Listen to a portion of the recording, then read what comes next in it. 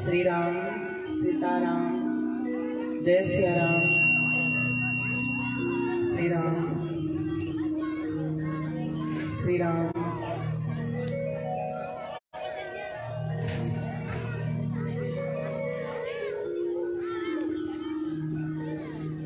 चैतन्यं शाश्वतं शान्तं द्वन्द्वातीतं विमत्सरम् नादबिन्दो कलातीतं तस्मै श्री गुरवे नमः। रामरत्नमहं वन्दे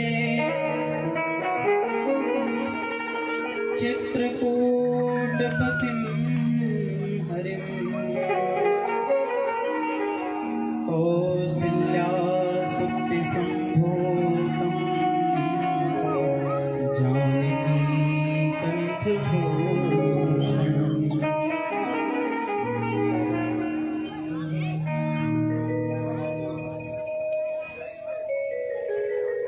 श्री राम।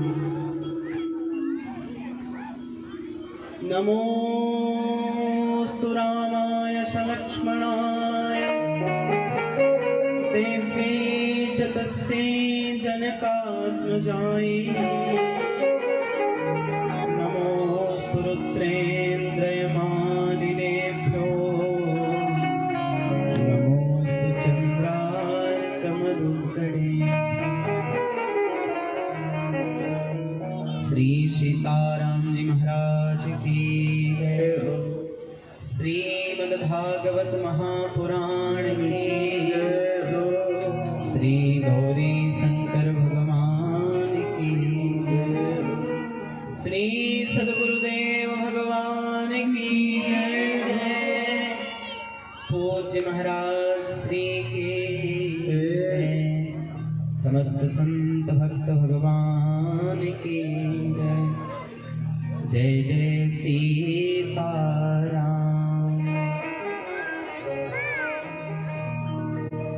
जय सिया राम जय जय सिया राम जय सिया राम जय जय सिया जय सिया राम जय जय सिया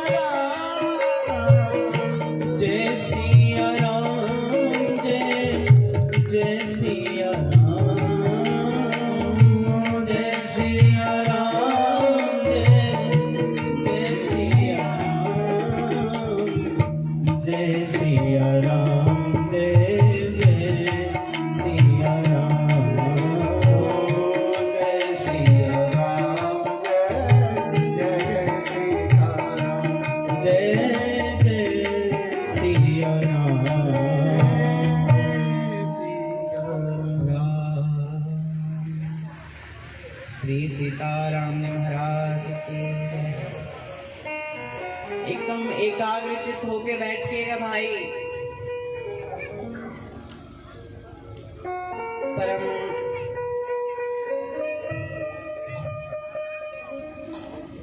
अखिल है अप्रतनीक सर्वगुण गुणालय है भगवान भूत भावन की इस पुनीत शरणस्थली में बैठ करके हम आप श्रीमद् भागवत का सुखद समाश्रय स्वीकार रहे हैं और महाराज श्री के एक परिमार्जित कथा के प्रवाह में बैठ करके और हम प्रभु प्राप्ति के प्रयोजनों का, प्रकरणों का श्रवण लाभ प्राप्त कर रहे हैं। ये एक जन्म की उपलब्धि नहीं बल्कि आप सबके जन्म जन्मांतर की उपलब्धि का प्रतिफल है ना। और अभी महाराज श्री सुना रहे थे कि भगवान कृष्ण का जब गोकुल में जन्मोत्सव आदि संपन्न हो गया तो भगवान शिव क्या करने आए? दर्शन करने की इच्छा से आए। सुनाई दे रहा है सबको? भगवान शिव दर्शन करने की इच्छा से आए और फिर महाराज जी बता रहे थे कि उन्होंने आशीर्वाद दिया लाल जी को हमारे। तो देखिए, थोड़ा पानी वाली आप थोड़ा बैठ जाए में। महाराज श्री कह रहे थे कि भगवान को आशीर्वाद दिए भगवान शिव। तो एक बात बहुत ध्यान से सुनिएगा कि भगवान श्री कृष्ण का और भगवान श्री कृष्ण का अथवा राम जी का शिव जी से 3 संबंध हैं। भगवान शिव के राम जी से अथवा श्याम जी से कितने संबंध हैं? 3 संबंध हैं। राम और कृष्ण तो एक ही है ना, राम कृष्ण तो एक हैं, अंतर नहीं विशेष। अपने जन के कारण कृष्ण भय रघुनाथ, वही कृष्ण बन जाते हैं, वही रघुनाथ बन जाते हैं। एका ज्योतिर्विधा जाता श्याम माधव रूपिका। ठीक है, तो राम जी का है अथवा श्याम जी, भगवान शिव के इनसे 3 संबंध हैं। पहला संबंध कौन सा है? तो भगवान शिव स्वामी हैं भगवान श्याम के अथवा श्री कृष्ण के अथवा राम जी के। ठीक है, इसीलिए कहा जाता है भगवान शिव का एक नाम क्या है? रामेश्वर। क्या नाम है? रामेश्वर नाम है ना, भगवान राम ने जिनकी स्थापना की थी। सेवक स्वामी सखा सिय पीके। भगवान शिव स्वामी हैं। जब भगवान शिव को राम जी का अथवा श्याम जी का स्वामी कहा जाता है तो रामेश्वर शब्द का समास क्या होता है? रामः ईश्वरो यस्य सह रामेश्वरः। राम जी जिसके ईश्वर हैं, राम जी के जो ईश्वर हैं वो कौन हो गए? शिव जी। रामस्य ईश्वरः इति रामेश्वरः षष्ठी तत्पुरुष समास। राम जी के ईश्वर को कौन क्या कहा जाता है? शिव। ठीक है, अब ये तो पहला संबंध समझ में आ गया कि भगवान शिव स्वामी हो गए, ईश्वर हो गए राम जी के, और राम जी उनके सेवक हो गए। अब आप कहिए कि अभी तो आप कह रहे थे भगवान राम स्वामी भी हैं, सखा भी हैं और सेवक भी हैं, तो दूसरा संबंध कैसे? तो आचार्यों ने रामेश्वर शब्द की दूसरी व्युत्पत्ति की। क्या? रामः ईश्वरो यस्य सः इति राम जी, रामः ईश्वरो यस्य सह रामेश्वरः। राम जी जिसके ईश्वर हो उसे क्या कहा जाता है? रामेश्वर कहा जाता है। अब वो कौन हो गए? भगवान शिव हो गए। मतलब शिव जी के ईश्वर कौन हो गए? भगवान श्री राम। ये बहुव्रीहि समास है। पहला षष्ठी तत्पुरुष समास, दूसरा बहुव्रीहि समास। बहुव्रीहि समास करेंगे तो अर्थ ये निकलेगा कि भगवान शिव सेवक हैं और भगवान राम जी स्वामी हैं। ठीक है, अभी तीसरा संबंध सखा का।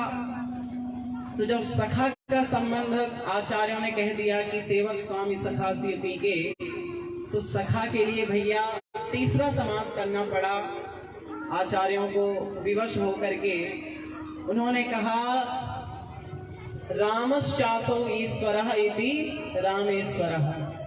रामश्चासौ, राम जी मतलब राम जी और ईश्वर मतलब शिव, जो दोनों परस्पर सख्य भाव से संपन्न है वो हो गए रामेश्वर।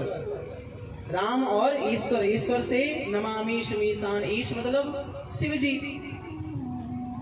तो ईशानाम्बरः इति ईश्वरः, और नमामि शब्द में ईश का प्रयोग शिव जी के लिए किया गया है, नमामि समीशान निर्वाण रूपम।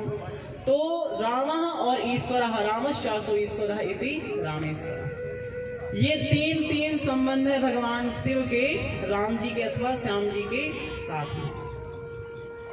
आहा, अभी हम लोगों ने गीता में पढ़ा था कभी कि ये यथा माम प्रपद्यन्ते तांस तथैव भजाम्य हम। भगवान कह रहे हैं अर्जुन से कि अर्जुन, जो मेरी उपासना अथवा जो मेरे लिए जितना व्याकुल, जितना लालायित, जितना उत्सुक रहता है, मैं भी उसको पाने के लिए उतना ही लालायित, उतना ही उत्कंठित, उतना ही व्याकुल रहता हूँ। ये भगवान ने अर्जुन से गीता में कहा था, पर आज भगवान की गीतोक्ति, मतलब गीता में कही गई वो उक्ति आज चरितार्थ हो गई कि भगवान शिव द्वार पे दर्शन की इच्छा से व्याकुल खड़े थे, और जब वो दर्शन की इच्छा माता यशोदा की ममता ने, वो इच्छा जब माता यशोदा की ममता से परास्त हो गई, तो अंततः भगवान कृष्ण को लीला करनी पड़ी कि वो अंदर विलाप करने लगे, और उनकी व्यथा का समन करने के लिए एक सन्यासी रूप में शिव जी को आना पड़ा। अंदर बाहर शिव जी की व्याकुलता सबने सुनी, और जब इधर की व्याकुलता ने भगवान और भक्त के संयोग की उस माध्यमिका की पूर्ति न कर सकी जब भक्त की इच्छा, तो फिर भगवान ने वहां से अपनी एक लीला की, और विलाप करते हुए भगवान ने जैसे तैसे भगवान शिव को अंदर आने का कोई ना कोई आधार दे दिया कि सन्यासी को बुलाओ अथवा जोगी को बुलाओ, ये सब। तो हम ये कह रहे हैं कि हम लोग सुना करते थे महाराज जी की भक्त अगर भगवान के लिए 4 कदम बढ़ाए तो भगवान उसके लिए 8 कदम बढ़ाते हैं, 100 कदम बढ़ाते हैं। ये पौराणिक पटकथाएं इस चीज को प्रमाणित करती हैं, है कि नहीं? वाराह पुराण में तो यहां तक लिखा है, अगर मेरा भक्त रोग के कारण, कोई व्याधि, कोई बहुत बड़ी व्यथा के कारण मेरा स्मरण ना कर सके, तो मैं उसका स्मरण करके उसको सद्गति प्रदान कर देता हूँ। अंतिम में अगर कोई, जैसे अंतिम में क्या होता है, पूरी नसें टूटती हैं और जनमत मरत दूसरा दुख हुई। अंतिम समय ऐसी पीड़ा होती है, शायद ऐसी पीड़ा कभी जीवन की पूरी परिपाटी में न प्राप्त हुई हो, ऐसी पीड़ा अंत समय में होती है। इसी लोग डर के मारे मलमूत्र त्याग देते हैं, है ना? तो भगवान कहते हैं कि यदि कदाचित अंतिम समय मेरा भक्त मेरा स्मरण न कर पावे, तो मैं उस भक्त का स्मरण करके, क्योंकि वो मेरा स्मरण कर ले तो भी उसका कल्याण है, और मैं उसका स्मरण कर लूं तो भी कल्याण है। यश्च रामं न पश्येतु यश्च रामो न पश्यति, दोनों कोई भी उपाय हो जाए, दोनों कोई भी माध्यम बन जाए तो उद्धार हो जाता है। तो भगवान कह रहे हैं कि अगर मेरा भक्त मेरा स्मरण न कर पावे, तो अंत समय जब उसका आता है तो मैं उसका स्मरण कर लेता हूँ, तो उसकी सद्गति हो जाती है। यदि बाधादि दोषेण मद्भक्तो मां च न स्मरेत् अहं स्मरामि तं भक्तं नयामि परमां गतिं, ये वाराह पुराण में भगवान ने कहा है। और कहने का भाव कि मोहि भगत सम प्रिय कछु नाहि, कि जैसे भक्त के लिए उसके भगवान सर्वस्व होते हैं, वैसे भगवान के लिए उनके भक्त ही सर्वस्व होते हैं। व्याकरण आदि ग्रंथों में अन्योन्याश्रय दोष माना जाता होगा, पर भक्ति की इस मधुरिमा ने उस दोष को गुण बना दिया। क्यों? बोले भक्त भगवान का पूरक है और भक्त भगवान का पूरक है, अगर एक भी नहीं रहेगा तो दोनों की सत्ता कभी भी संपूर्ण नहीं स्वीकारी जा सकती, है ना? तो ऐसा आप कह सकते हैं कि भक्त स्थिति दीन भगवत स्थिति, और भगवत स्थिति दीन भक्त स्थिति। भक्त की स्थिति के अधीन भगवान की सत्ता है, और भगवान की सत्ता के अधीन भक्त की सत्ता है। भगत बिना वो कुछ भी नहीं है, भगत है उसकी शान, भगत के वश में है भगवान। और भक्त तो कहते हैं भगवान हम जैसे भी हैं तुलसीदास सदा हरि चेरा, हम हमेशा आपके चेहरे हैं। और भगवान क्या कहते हैं, मैं भक्तन को दास, भगत मेरे मुकुट मणि तत्र परस्परा सीताराम जी महाराज की जय। और बस इतना ही मान लीजिए कि भक्त और भगवान एक दूसरे के लिए जितनी भक्त के हृदय में अपने प्राण धन को पाने की लिप्सा होती है, लालसा होती है, उससे कहीं ज्यादा उसकी भगवान को उसे आलिंगन करने की, उसको अपने पास लाने की इच्छा, उत्कंठा और उत्सुकता होती है। इसी का प्रमाण अभी महाराज जी ने इस कथा के माध्यम से हमें प्रदान किया। हम ऐसी ही रीति लीलाओं को हम आप सुनते रहें। और मंटोला गाँव है ये, मंटोला वासियों को खूब शुभाशय, खूब मंगलाशय। भगवान शिव आप सब पे खूब कृपा करें, खूब अनुग्रह करें। और श्रीमद् भागवत जी और भगवान शिव के परम पावन पादार विंदों में प्रणति पूर्वक महाराज जी को प्रणाम, अपनी वाणी को विराम। श्री सीताराम जी महाराज की जय। चित्रकूट आइए, कभी आश्रम बना है, जब कभी आना हो तो महाराज जी का ही आश्रम है ये मान के, रामघाट में वेदांती आश्रम। तो सबके लिए जो भी व्यवस्थाएं हैं अपना आश्रम आग मान करके आवे और कामताना जी की परिक्रमा, मंदाकिनी स्नान और दर्शन लाभ ने धाम के। महाराज जी को प्रणाम करते हुए वाणी को विराम। सीताराम जय